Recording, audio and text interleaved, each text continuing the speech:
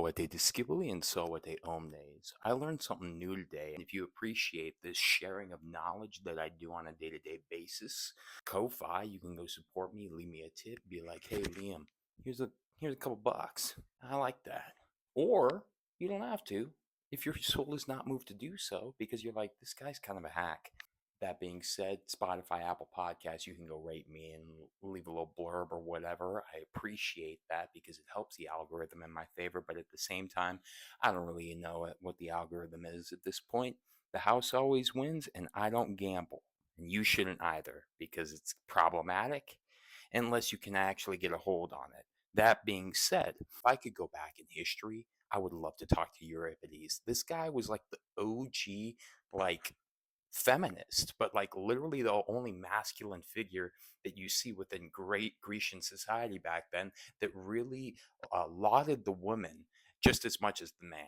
Different parts of Greece, put more emphasis on the woman or the man, but more so than often, it was definitely male chauvinism. And you can thank history for that.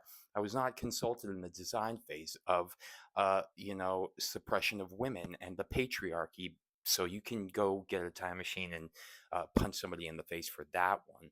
Pater meaning father in Latin, archy in the Greek. So that's a patriarchy is an English word, but it's actually a Latin and a Greek. Patri, father, archy, archos, the ruling of the father.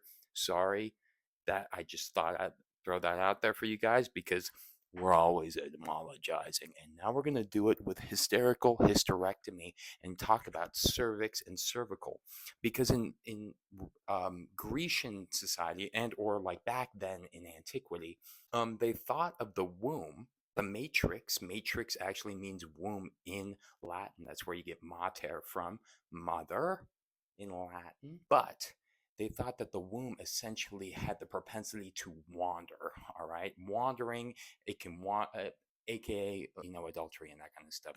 That's how they're kind of like sussing it out. But also, they talked about how hysteria is basically like this outward, expression of emotion that is uncontrolled. And a lot of the time, you equate women with, especially in antiquity, as very, very, cathartic with their emotions and very, very, very expressive. And men are always supposed to be stoic in nature, right? You got to think of your Clint Eastwoods or your John Waynes or, the Stoics back in the day, keeping a hold on your emotions, right? Stoicism is actually a philosophy. It doesn't really refer to actually it's just more so moderation. But that being said, the womb itself was thought to even have wandered all the way up into the neck, which caused that outburst of emotion. And what I thought was so interesting is because in anatomy, I've always wondered why we have a cervix, women have a cervix in their uterus as well as we have a cervical spine, right? We have a cervical, a thoracic, and then we have a lumbar and then sacral region. So if you did, I was like, you know what? Why do we have a cervical neck, a cervix here, but also for women, a cervix down here? And that is why. It's because it came all the way from the doctors, the Grecian doctors back in the day. So interesting how history works.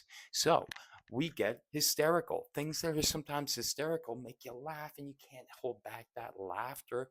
And that's kind of that expression of emotion that is uncontrolled. This is where you get hysterectomy. I think that we still do these procedures now, but only in certain circumstances where it's absolutely needed. Hysteria in the Greek means uterus. So if you didn't know, now you know. Ectomy in the medical field means a cutting out, all right? Tomy means a cutting into. That's where you get anatomy. Ana meaning up. Tomy means a cutting. So essentially, etymologically, anatomy is a cutting up, and in this case, the human body. And then a hysterectomy is the cutting out of the uterus, right? And so that was what they did back in the day, like back in the early 1900s, to deal with women that were actually just dealing with menopause and or uncontrolled emotions. And that, I think it really was during menopause because they were like, no, no, no, no, it's all your female anatomy that's the problem. Got to thank men sometimes for being the poopy buttholes that we are, but we're also sometimes not. So shout out to the good guys out there. Cervix, cervical, and that's where you get that history that I had talked about prior. So if you didn't know, now you know. Another ectomy word to just, round it out for the men, vasectomy. This is the ectomy, the cutting out of the vas deferens, in which case you do a little snippety snip and the dad is no longer capable of actually fathering any more individuals. All right. I tried to make that was a euphemism, euphemism, if anything. You referring to good in the Greek. I am done. This is a long episode, but I hope you learned something new. Tempest esque because I did today. I learned something new.